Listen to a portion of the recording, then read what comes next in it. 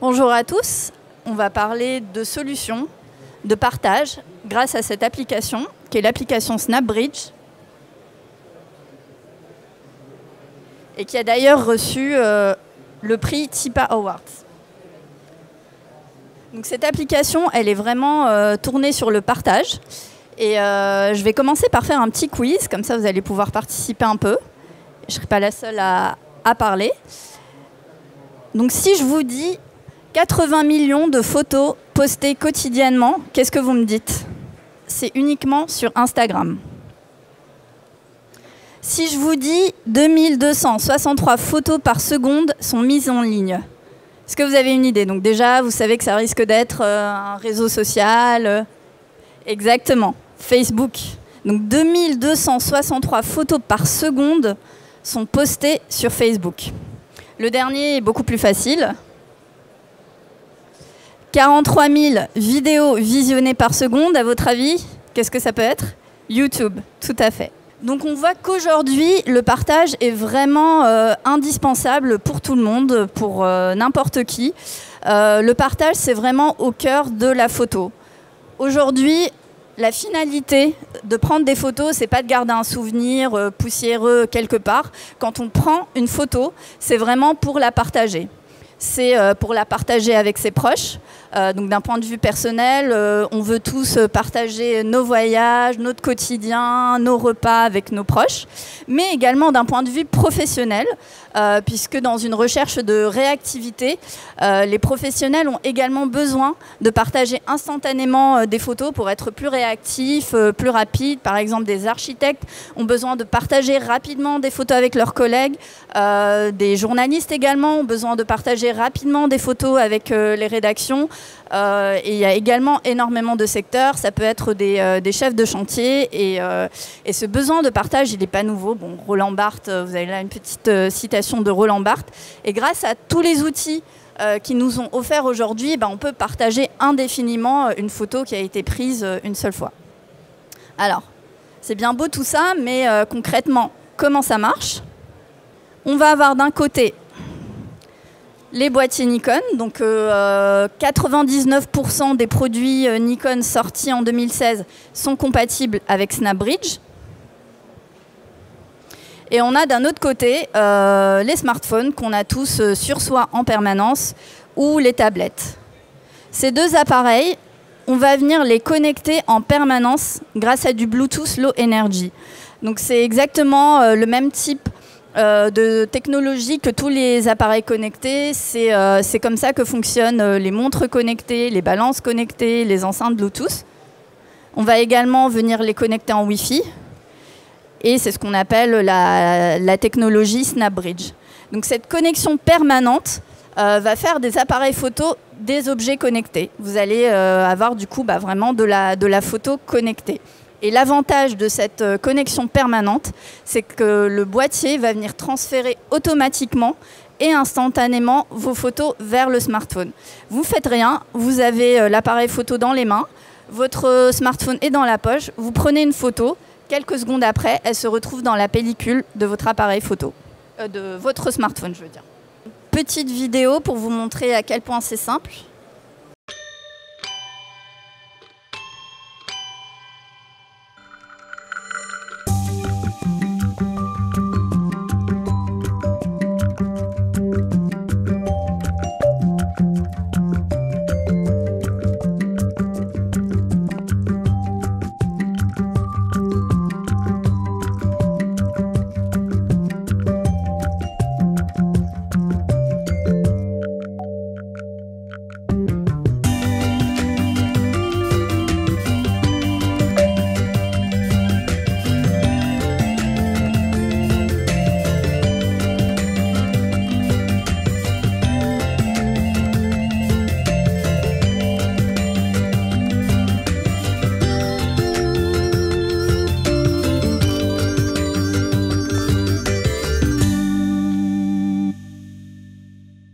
Et cette solution SnapBridge va venir se décliner en d'autres applications.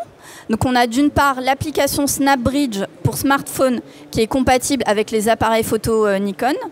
On va avoir également SnapBridge 360-170, qui est également une application mobile, mais qui va être utilisée avec la gamme de caméras d'action KeyMission, et donc qui va être plus adaptée à une utilisation vidéo. Et enfin, on a KeyMission Utility 360-170, qui est une application pour PC, là aussi, qui est compatible avec les caméras d'action KeyMission. Du coup, on va voir plus concrètement comment ça marche. Donc là, vous avez la page d'accueil de l'application et on voit qu'on a un smartphone qui est connecté à un D500.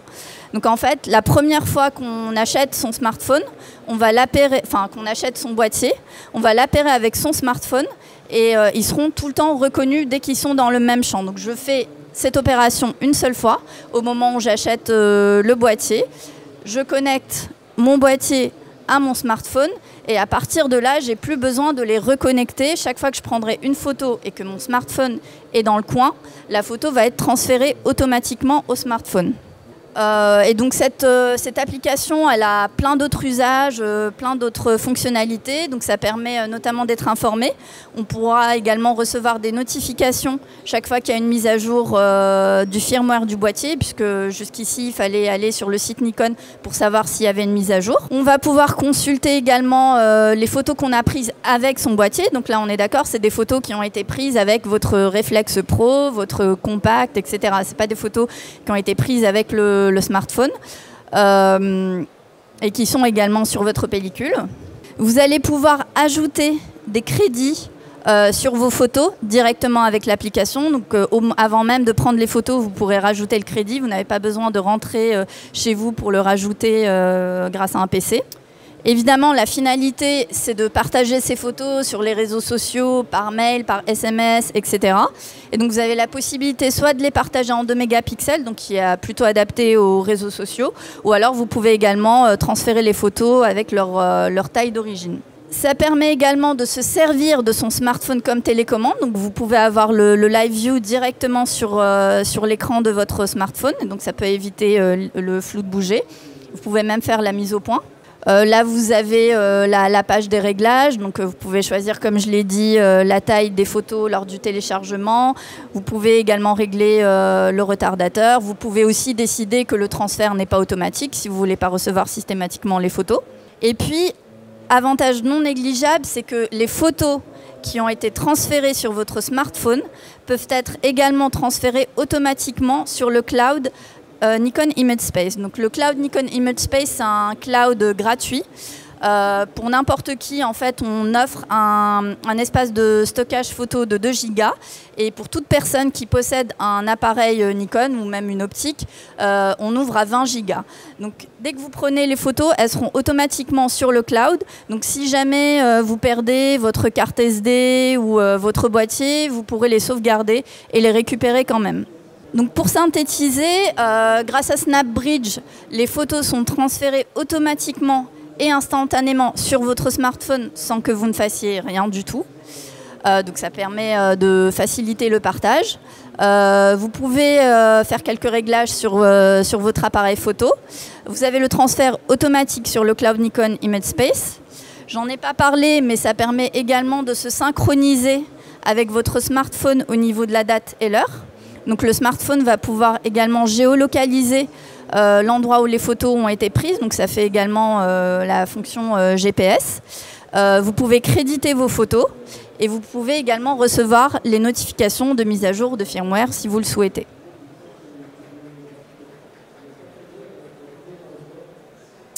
Alors comme je vous l'ai dit, cette application se décline également en SnapBridge 360-170, donc pour les caméras d'action KeyMission qui sont présentées là, juste derrière vous, donc avec le pôle KeyMission et vous avez également l'animation KeyMission. Donc sur l'application SnapBridge 360-170, on va avoir toutes les fonctionnalités dont je vous ai parlé, toutes les fonctionnalités SnapBridge, mais on va avoir en plus des fonctionnalités plus adaptées à la vidéo, puisque là on est plus sur des caméras, et notamment la vidéo 360 pour KeyMission 360, donc qui fait des vidéos en 360 degrés. Et vous avez une conférence à 15h30 sur le sujet si vous voulez en savoir plus. Donc la page d'accueil est assez proche, hein. L'idée c'est de connecter la caméra à un smartphone. Donc là vous voyez que Ce smartphone est connecté à une KeyMission 360. Maintenant, si on rentre dans les réglages, on va avoir davantage de choix parce que sur KeyMission 360, vous n'avez pas d'écran, pas de menu et du coup, vous devez passer par l'application si vous voulez rentrer plus en détail au niveau des réglages. Si je rentre plus en détail dans l'option prise de vue, donc celle qui est en bas, je vais pouvoir avoir également un peu plus d'options sur le réglage de l'appareil photo, comme la balance des blancs, le D-Lighting active. Évidemment, donc, on a aussi des fonctionnalités pour régler les vidéos, puisqu'on est sur des caméras. On peut choisir la taille des vidéos, le format des vidéos. Et puis, on a également le Live View en 360. Donc là, je pourrais naviguer dans la photo pour voir tout ce qu'il y a devant et derrière la personne. Donc cette application se décline également en KeyMission Utility 360-170. Donc c'est la version pour PC et Mac. Donc là, vous avez l'impression d'écran de l'application KeyMission Utility. Donc vous avez d'un côté l'onglet qui vous permet d'aller récupérer les photos et les vidéos que vous avez prises avec votre KeyMission. Donc soit sur le disque dur de votre PC, ou alors sur directement la caméra, sur la carte SD de la caméra.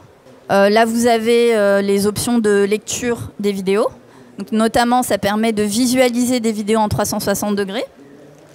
Et puis là, ça vous permet de rentrer plus en détail, notamment au niveau des montages.